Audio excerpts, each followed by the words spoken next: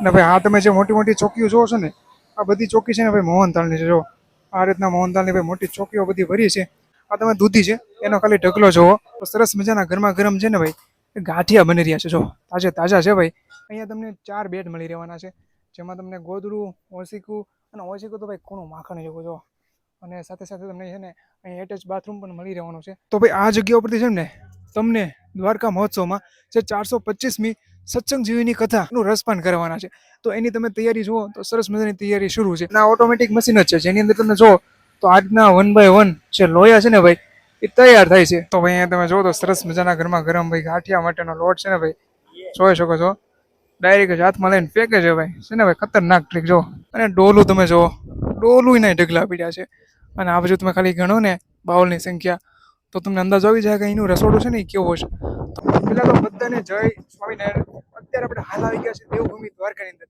અહીંયા થવા જઈ રહ્યો છે દ્વારકા મહોત્સવ. જે આમ કહેવાય કે નિત્ય સ્વરૂપ દાસજીના પ્રેરકથી 425મી શ્રીમદ સત્સંગ જીવીની કથાનું જે જોરદાર આયોજન છે. તો અહીંયા છે ને ભાઈ લાખોની સંખ્યામાં ભાવિ ભક્તો પધારવાના છે.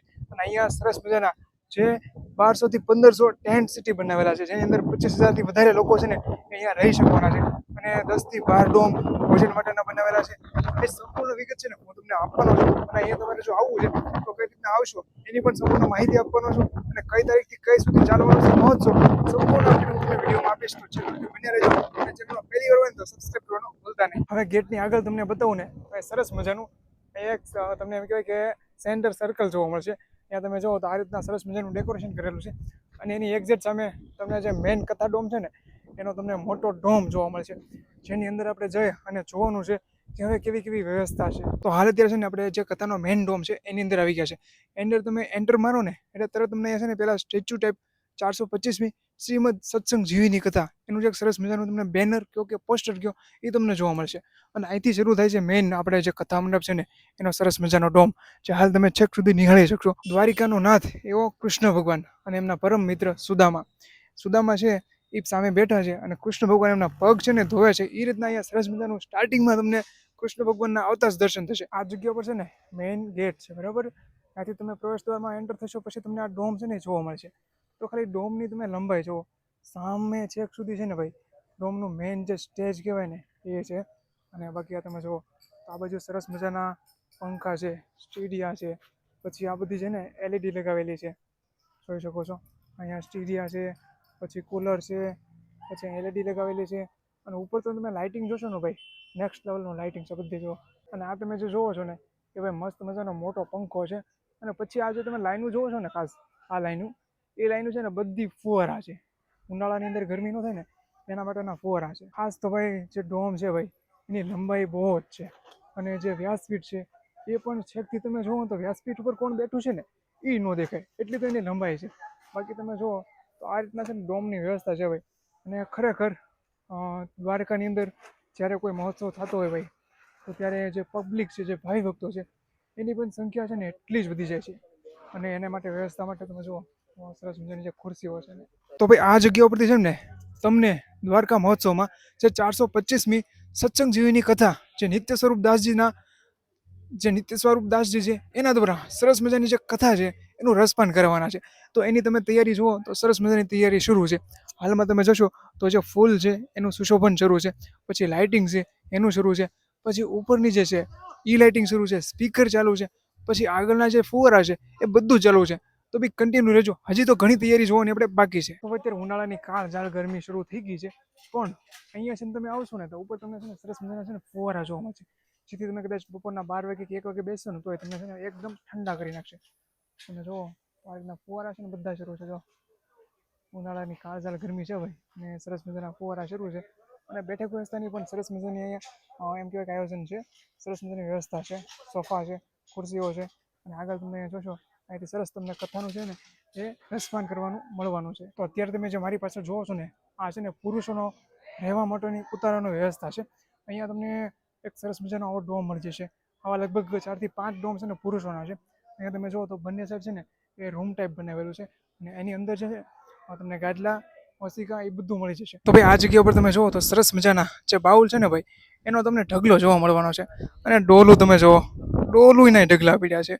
અને આ બાજુ તમે ખાલી ગણો ને બાઉલની સંખ્યા, તો તમને અંદાજો આવી જાય કે અહીંનું રસોડું છે ને એ કેવું હશે. તો અહીંયા આગળ રસોડા વિભાગ છે, અંદર જઈ અને આપણે જોઈએ. તો ભાઈ બહારની સાઈડ આપણે જોયું કે સરસ મજાના જે બાઉલ પડ્યા હતા, અને આ જગ્યા ઉપર તમને બતાવવાનો છું કે જબરદસ્ત જે રસોડું છે ને ભાઈ અત્યારે ધમધમી રહ્યું છે. અહીંયા તમે જુઓ તો આ જે છે આની અંદર છે ને લોટ બાંધવામાં આવે, જો મિક્સ મતલબમાં મિશ્રણ કરવામાં આવે.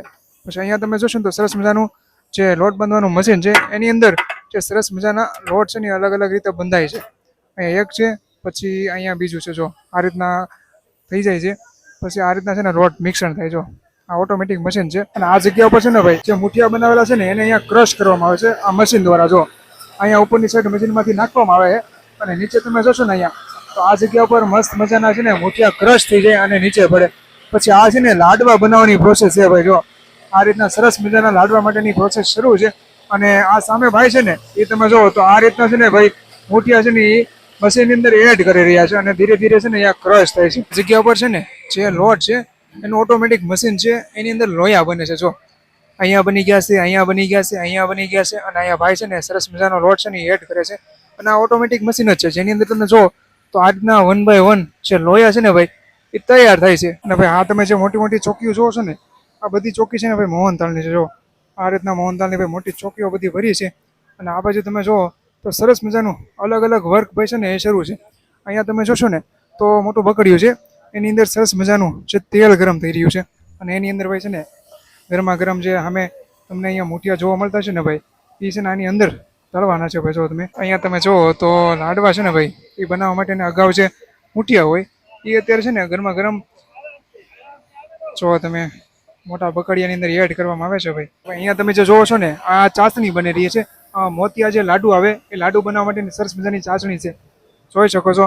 એની ક્વોલિટી પણ એકદમ તમને એને જબરદસ્ત જોવા મળવાની છે. તો અહીંયા સરસ મજાના છે ને ભાઈ મોતિયા લાડુ માટેના મુઠિયા તળાય છે, અને આ બાજુ અહીંયા તમે જો ને તો સરસ મજાના ગરમા ગરમ છે ને ભાઈ એ ગાંઠિયા બની રહ્યા છે. જો તાજા છે ભાઈ, અત્યારે એનો સ્ટોક છે ને ભાઈ કરી રહ્યા છે, કારણ કે આવતીકાલથી જે ભાવિ ભક્તોની ભીડ ઉમટવાની છે, તો એના માટેની છે સરસ મજાની પ્રસાદ છે. તો ભાઈ અહીંયા તમે જો તો સરસ મજાના ગરમા ગરમ ભાઈ ગાંઠિયા માટેનો લોટ છે ને ભાઈ જોઈ શકો છો. ડાયરેક્ટ હાથમાં લઈને ફેંકે છે ભાઈ, છે ને ભાઈ ખતરનાક ટ્રીક. જો અને એની ભાઈ ખાલી સ્પીડ તમે જુઓ.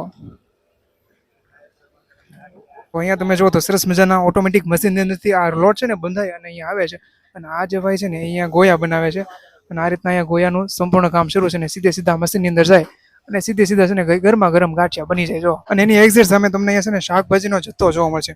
આ તમે દૂધી છે એનો ખાલી ઢગલો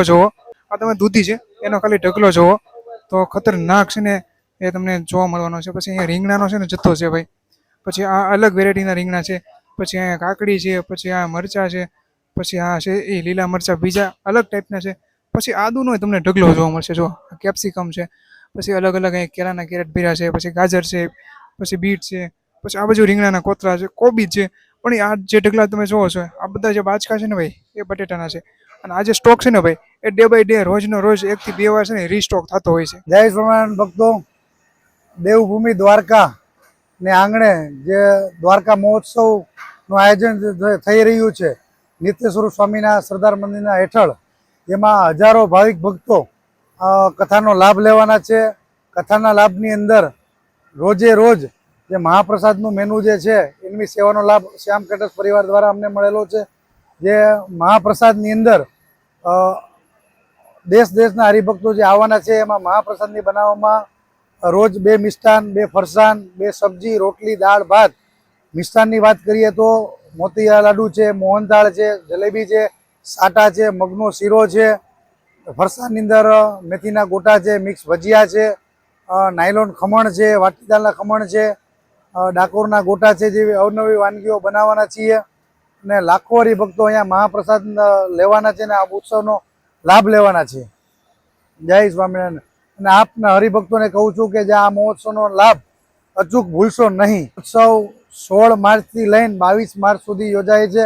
દેવભૂમિ દ્વારકાના આંગણે જે ભવ્યથી ભવ્ય મહોત્સવ ઉજાયો છે એમાં આપ સૌને લાભ લેવાનો ભૂલશો નહીં. જય દ્વારકાધીશ, જય સ્વામિનારાયણ. તો ભાઈ અહીંયા તમે જેટલા પણ ડોમ જોવો છો ને ભાઈ આ ટોટલી પ્રસાદ વિભાગના છે. અહીંયા તમને અલગ અલગ ડોમની અંદર બધા જ ડોમ છે ને એની અંદર તમને પાણીના નળ અને ડીશું એ બધી તમને અલગ અલગ કાઉન્ટર અલગ અલગ જગ્યાએ જોવા મળવાના છે. બાકી તમે નજર મારશો ને આ બધા જેટલા ડોમ દેખાય ને એ બધા ડોમ છે ને ભાઈ પ્રસાદ વિભાગના છે. તો ભાઈ સરસ મજાનું રસોડું જે શરૂ થઈ ગયું છે અને આગળની જે તૈયારી છે એ પણ શરૂ છે. ઓલમોસ્ટ ગણતરીના કલાકો જમાં આ જે દ્વારકા મહોત્સવ છે ને ભાઈ એની શરૂઆત થવાની છે. તો અહીંયા તમે મારી પાછળ જોશો ને એક્ઝેક્ટ તો તમને ટેન્ટ સિટી જોવા મળવાની છે. અને જો તમે દ્વારકા મહોત્સવમાં આવો છો તો આ ટેન્ટ સિટી તમારા માટે રહેવાની ઉત્તમ સગવડ છે ને એ સાબિત થઈ શકે. અહીંયા તમને છે ને લગભગ 1200 થી 1500 આવા ટેન્ટ જોવા મળવાના છે. તો અંદર જઈને આપણે જોવાનું છે કે ટેન્ટમાં કેવી કેવી સુવિધા છે. તો અત્યારે આપણે છે ને ટેન્ટ સિટીના એક જબરદસ્ત ટેન્ટની અંદર છે. અહીંયા તમને 4 બેડ મળી રહેવાના છે, જેમાં તમને ગોદડું, ઓશીકું અને ઓશીકું તો ભાઈ કોણું માખણ જેવું જો. અને સાથે સાથે તમને છે ને અહીં એટેચ બાથરૂમ પણ મળી રહેવાનું છે, જેથી કરીને તમારે નોર્મલી ક્યાંય બહાર જવું નહીં પડે. અહીંયા તમને બધી સગવડ મળી રહેશે. પછી રૂમાલ છે, નેપકિન છે, કાચ છે, આ બધી વસ્તુ છે ને ભાઈ ટેન્ટની અંદર મળી રહેવાની છે. તો ખાસ વિડીયો કેવો લાગ્યો જરા કમેન્ટ કરી નાખજો. અને તમે આવો છો કે નહીં એ પણ કમેન્ટ કરી નાખજો.